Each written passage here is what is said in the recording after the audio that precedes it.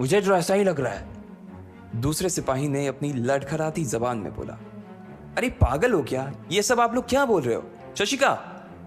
इससे पहले कि लकी आके कुछ बोल पाता, एक गार्ड ने उसके दोनों हाथों को मरोड़ दिया था।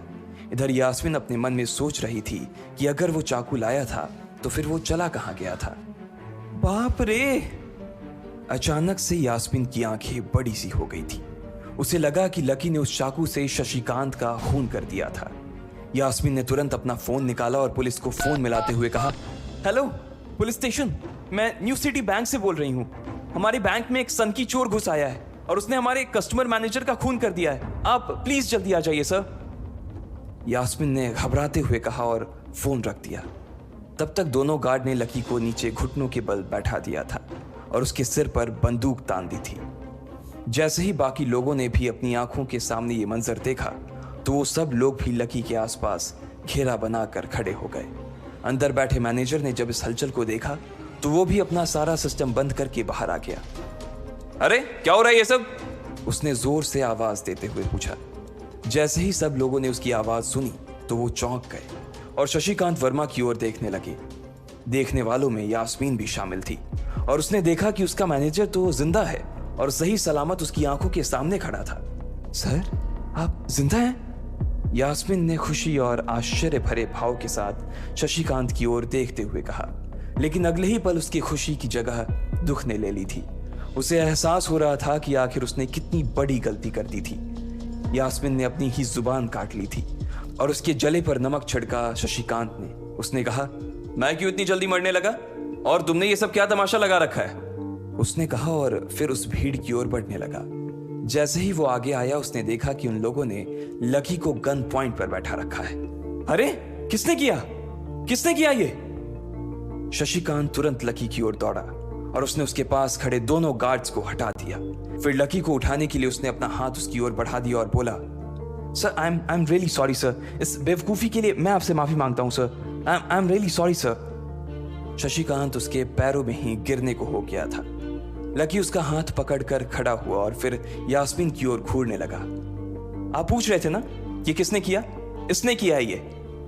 और इसने सिर्फ इतना ही नहीं किया बल्कि इसने पुलिस को भी बुला लिया है। इसे लग रहा है कि मैं कोई क्रिमिनल हूं जिसने आपका खून कर दिया है और आपसे ये कार्ड चुरा कर भाग रहा हूं, ये कार्ड जो आपने मुझे दिया है। लकी ने यास्मीन की ओर उंगली दिखाते हुए गुस्से में कहा। अचानक ही सब लोग थोड़ा पीछे हटकर यास्मीन को देखने लगे थे। यास्मीन घबराई हुई सी फर्श पर तो कभी छत को देखे जा रही थी।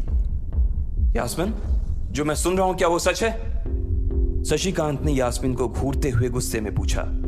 उसकी आंखों में छुपे गुस्से को यास्मीन बर्दाश्त नहीं कर पा रही थी, इसलिए उसकी ना तो लकी से और ना ही शशिकांत से नजर मिलाने की हिम्मत हो रही थी।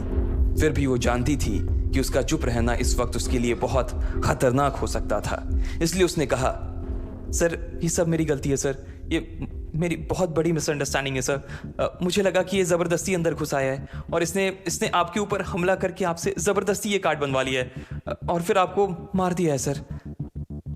यास्मीन ने घबराते हुए कहा। उसकी डरी सहमी सी आंखों में अब आंसू ही आ गए थे। मैनेजर ने जब उसकी ये बात सुनी तो उसने अपना सिर पकड़ लिया। यास्मीन जैसी समझदार लड़की इतनी बड़ी भूल कैसे कर सकती थी? उसने लकी को पहचाना ही नहीं था। खैर, मैनेजर को लगा कि इसमें उसकी कोई गलती नहीं थी। जब वो खुद लकी को नहीं पहचान पाया था तो फिर यास्मीन कैसे पहचान पाती? इसलिए उसने सोचा कि सबके सामने उसे कुछ कहने से अच्छा था कि वो यास्मीन को एक कोने में ले जाकर लकी की सच्चाई बताए। शशिकांत ने उसका हाथ पकड़ा और उसे खींच कर अपने साथ खंबे के पास ले गया और बोला, तुम्हें मालूम है ये कौन है? अरे ये लक्ष्मण अग्रवाल है, लक्ष्मण अग्रवाल खानदान का वारिस। तुम्हें पता है ना कि अग्रवाल खानदान का खाता हमारे बैंक की जितनी भी शाखाएं हैं उसमें सबसे बड़ा खाता है। यास्मीन ने जैसे ही यह नाम सुना उसके पैरों के नीचे से जमीन खिसक गई थी। वो जानती थी कि अगर न्यू सिटी बैंक इतनी ऊंचाइयों पर पहुंचा था तो उसके पीछे अग्रवाल खानदान का सबसे बड़ा हाथ था। इस बात का जिक्र उससे तब भी किया गया था जब उसने नौकरी ज्वाइन की थी। तुम्हें पता है इस लड़के के नाम पे कितनी प्रॉपर्टी है? ये अपने दम पर ना इस पूरे एरिया को खरीद सकता है, शशिकांत ने यास्मीन से कहा। यास्मीन जैसे जैसे लकी को देखी जा रही थी वो बड़ी बड़ी आंखों से उसे घूरे जा रही थी। लकी कभी उन दोनों को देख रहा था तो कभी अपने आसपास खड़े लोगों को देख रहा था। अब सबसे पहले तो पुलिस को फोन करो और उनसे कहो कि हमसे गलती हो गई थी, और उसके बाद जाकर तुम उनसे भी माफी मांगो, और अगर उन्होंने तुम्हें माफ कर दिया तो तुम्हारी किस्मत, वरना समझ लेना कि तुम्हारी नौकरी चली गई। शशिकांत ने कहा और दौड़कर लकी के पास जाकर खड़ा हो गया। इधर यास्मीन अभी भी वहीं पर खड़ी थी। अभी अभी जो शशिकांत उसे बता कर गया था वो यास्मीन पचा नहीं पा रही थी। उसे लग रहा था कि इसमें उसकी कोई गलती नहीं थी, लेकिन कोई उसकी सुनने वाला नहीं था। बैंक उस छोटी सी मैनेजर के चक्कर में अपने सबसे बड़े कस्टमर को छोड़ने वाला तो नहीं था। अब मेरे पास और कोई रास्ता नहीं बचा है, यास्मीन ने निराश होते हुए अपने आप से कहा, और फिर अपनी जेब से फोन निकालकर पुलिस थाने में फोन लगाया। जैसे ही यास्मीन ने पुलिस वालों से ये कहा कि उससे गलती हो गई और जिसे वो बदमाश समझ रही थी असल में वो बदमाश नहीं बल्कि शहर के सबसे बड़े रईस का बेटा था, तो उधर से आवाज आई, मैडम सॉरी, लेकिन अब तो गाड़ी निकल गई है, वहां पहुंचती होगी, अब आपको जो भी कहना है इंस्पेक्टर साहब से कह देना। और उस पुलिस वाले ने फोन काट दिया। मर गए, यास्मीन ने अपने आप से निराश होते हुए कहा। उसके हाथ थर थर कांप रहे थे। उसे समझ नहीं आ रहा था कि अब वो क्या करे। अब उसके पास लकी से माफी मांगने के अलावा और कोई चारा नहीं बचा था।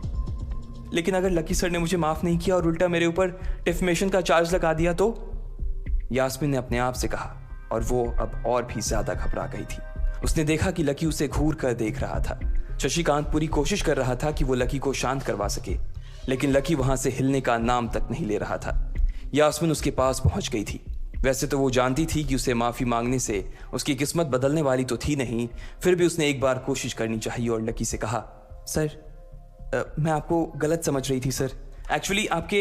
यास्मीन ने उसके कपड़े को देखा और एक सांस लेते हुए आगे बोली, सर प्लीज मुझे माफ कर दीजिए सर, मेरी इंटेंशन आपको हर्ट करने की बिल्कुल भी नहीं थी, मैं तो जो कुछ कर रही थी बैंक की सेफ्टी के लिए कर रही थी सर। यास्मीन ने गिड़गिड़ाते हुए कहा और नीचे देखने लगी। इट्स ओके, कोई बात नहीं है, लकी ने कहा और उसके हाथ से अपना सुप्रीम कार्ड लेकर निकल गया। यास्मीन को अपने कानों पर तो विश्वास ही नहीं हो रहा था। वो मान ही नहीं पा रही थी कि लकी ने उसे माफ कर दिया था। उधर लकी को अपने आप पर विश्वास नहीं हो रहा था कि वो रातों रात इतना अमीर हो गया था। आखिर लकी इतने पैसों का क्या करने वाला था?